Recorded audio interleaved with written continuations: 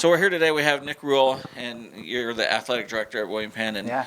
and the season, all seasons, came to an abrupt end mid-March, and it went quiet. And let's face it, without activities around Penn, it was a quiet place. It was quiet. Yeah. It was a March. We've talked about this a lot on our staff. March felt like a year. April felt like a whole nother year. And then May and June felt like another year. And so this last 4 months has felt like 3 years. It's just the changing world of COVID-19 and how it's kind of displaced things a little bit. But I think what we're seeing is a trend to put in mitigation steps in order to provide the safest environment possible to get back to some sense of normal. And for our campus, it's getting back to class. Will that look a little bit differently? Sure.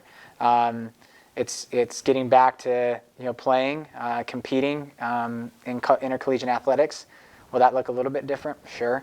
But those things are happening, and we're 100% committed to doing those. So I was going to say, the fall sports, your kids, your students will start showing up here, a month and a half or so. Yeah, middle of August. Yeah, somewhere early around August. there. Yep. And we'll start seeing some soccer, and we'll see football, of course. And how are those things? I mean, those are right around the corner, and I'm sure those plans are probably starting to take a little more solid look at how you're going to deal with that. Yeah, I think you got to look at 3 different levels here. I mean, you have our national association who's going to give us standards that we need to meet from a health and safety perspective. You have our conference, and then you have what we're doing internally. And I feel very confident what William Penn's doing internally. Some of the things I can't yet talk about today, but with some technology, some companies that we're working with that will lead us to position ourselves very well to detect what could be a potential COVID-19 case before someone is potentially exposing other people. So there's some cutting edge technology that's developing out of this situation with COVID-19 from very smart people in the world that we've been fortunate to get in touch with and are on the forefront of hammering out some agreements. And so those are information that'll be really cool and exciting that are on the horizon I can't share yet today. But I think we're going to position ourselves very well. And the other side of it is that, there's a changing landscape here. I mean, there are different protocols that will be put in place. Some of those are still being worked out by our conference and the National Association and on campus. What we're doing right now is we've got several committees that are focusing on COVID-19 and working at considerations, what we propose to implement and what we are going to implement. We have a lot of considerations right now because, as you well know, every few weeks something changes with this whole thing. And so there's a lot of things that we have that we're discussing.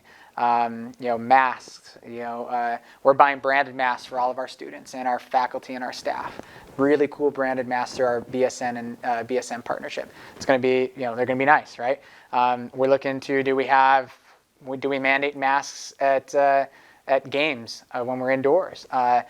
What type of physical distancing do we put in place? I mean, these are all mitigation strategies that we are discussing, but it will look a little bit different. It will feel a little bit different, but it's not going to be something so different like you go into a grocery store today. It's a little bit different. I mean, you're supposed to go down a certain way, you return the cart in a certain spot. It's just a lot more structure to it. I think that type of structure that you're seeing in just our normal everyday experiences with shopping and going to eating establishments and fast food places, it's going to be very similar type of strategies that are put in place that are very integrated across the board. So a lot more organized, I would say. All right. Well, because let's face it, if COVID was to, students are going to come from around the world and they're going to be at Penn. Yeah. COVID's going to come with them in some shape or form or Sure. another. So, and these strategies you're putting in place, you're hoping to be able to mitigate that risk. That, I mean, it's probably going to be there for students. Sure. How are you guys as a team looking to help keep all these activities going? Because if Penn's not open, that's hard for you guys to look to say, hey, we're going to have a future at this, or I mean, because online schooling isn't going to be, I Yeah. have to participate in football. Yeah, small colleges across the country and large schools with large athletic departments. I mean, it's really important for seasons to happen. If you look at the Division I level, you look at schools like Iowa or LSU, just two very different schools in different conferences. Their fall sports, and in particular football, will fund a lot of their other minor sports, including women's sports.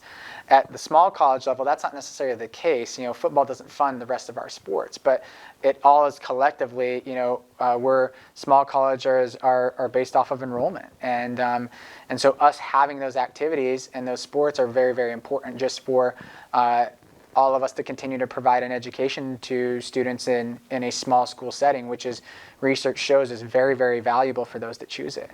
And so, again, we're working with some technology right now that we'll be able to talk a little bit more about in the next few weeks that will allow us to detect potential COVID-19 cases way before a test, and to where we could put them in a situation to where, okay, this person, their vital signs might be a little bit off, then we test that person instead of getting to the point where they're symptomatic and then we're testing them.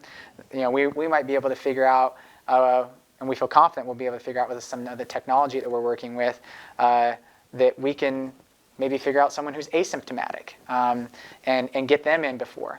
And then we have isolation plans and things like that all in place. But I think what we're doing is we're going to position ourselves, and again, can't go into a ton of detail on it, with new technology coming out to where it's not going to be a mass outbreak and then we react. It's going to be a very much of a proactive approach to detecting things ahead of time. And the more proactive we are, the less chance that there's any type of spread within our teams or at all. I mean, I think that's important. We want to be pragmatic in our approach, but we want to be responsible, and we feel like we're making some responsible steps. So some real differences taking place in your discussions between indoor sports and outdoor sports. Give me an idea of what a football season, what an experience would be like for somebody to come visit William Penn. Yeah, and that's a great question, Ken, because there are two different worlds. At Statesman Community Stadium right now, what we're really looking at is what we've gone in April. Our staff went around and we got our exact capacity at every single location. Statesman Community Stadium is very large, right? And so, if we do 50 or 75%, the numbers that we're really discussing as far as capacity limits right now are between 50 to 80%. We're not really having a whole lot of discussions on full capacity right now, but at the stadium, that's different, because you can spread out all over the place. There's going to be recommendations on physical distancing and reminders and signage. All those things are going to be put in place. A lot of different stuff like that.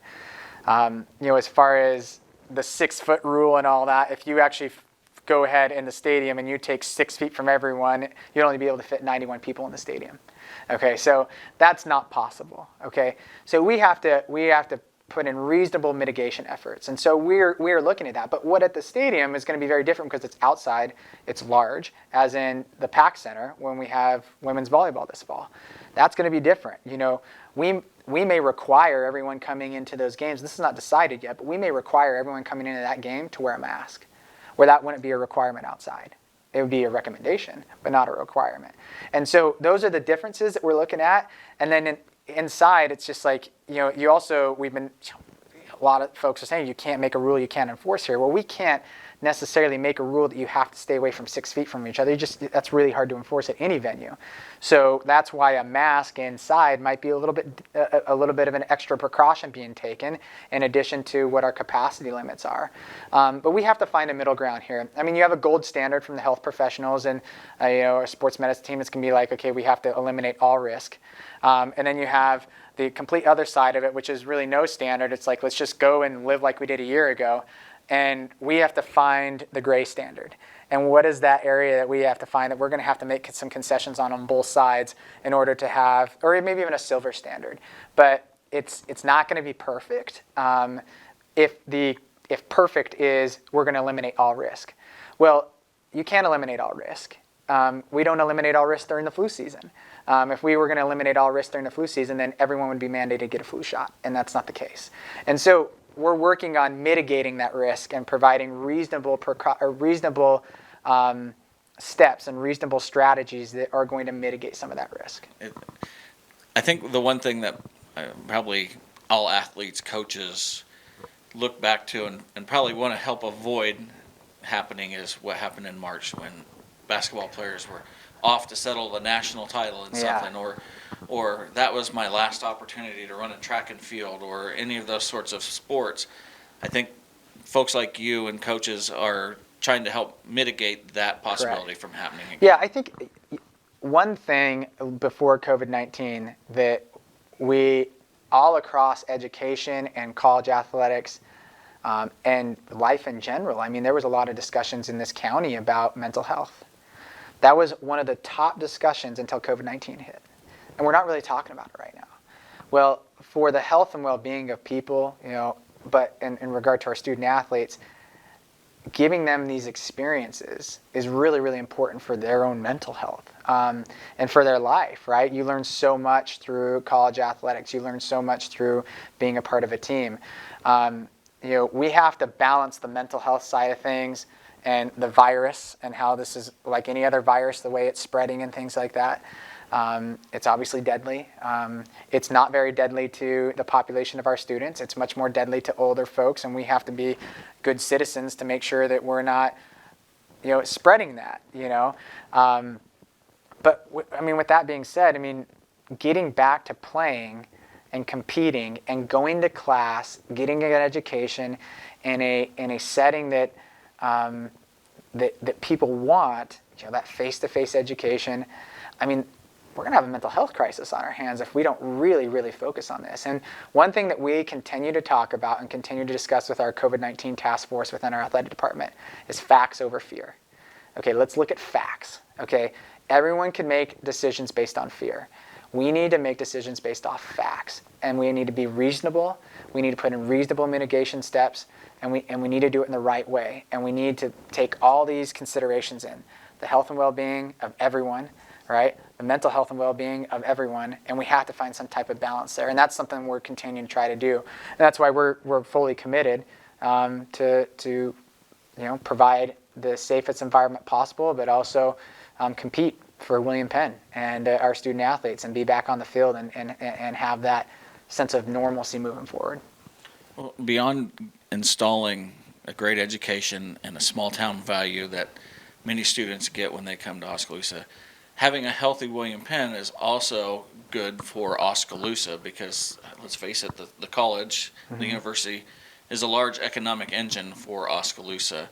Do you guys feel that responsibility too when you're having these discussions? Oh, 100%. I think there's two things with that, Ken. We're very proud to be members of this community, right? We're one community here.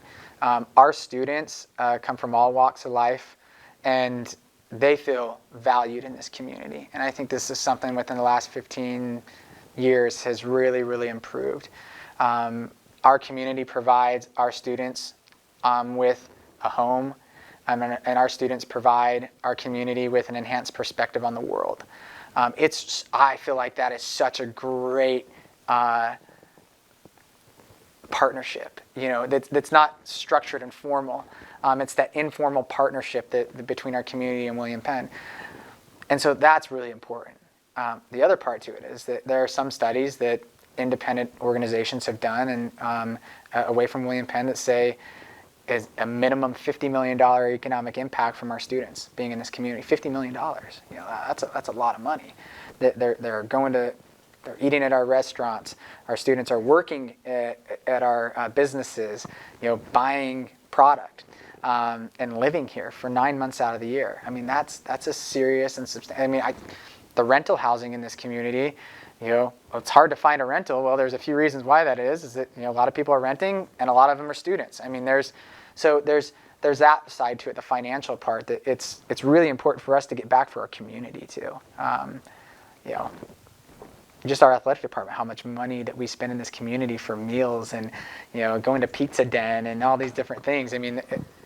We do provide a major economic impact to this community. There's no doubt about it. Yeah, particularly if they saw the stack of pizzas that come in at game night. Holy cow! Yeah, I see the bill on some of that stuff. It's like a lot of money, and we're proud to do that, and because we're part of this community, and I think that's an important part that a lot of people are talking about is the economic impact, and we want to be here because it's important. And I absolutely look forward to seeing the students, because that's, if you've not been out there to a game or got to know the students, or I'm blessed because I get to know them. Yeah, you do. Yeah. And I'm looking forward to having them back in the stands, out on the field, in my photography studio there on the university. I'm so looking forward to it. Yeah, so. and the NAIA has changed our schedules a little bit. So one of the whole COVID thing is that the NAIA did cut basically the first few weeks of schedules out.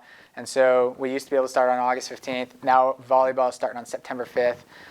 And football can now start on September 12th. Their first game is on the road, but our first home game will be September 5th.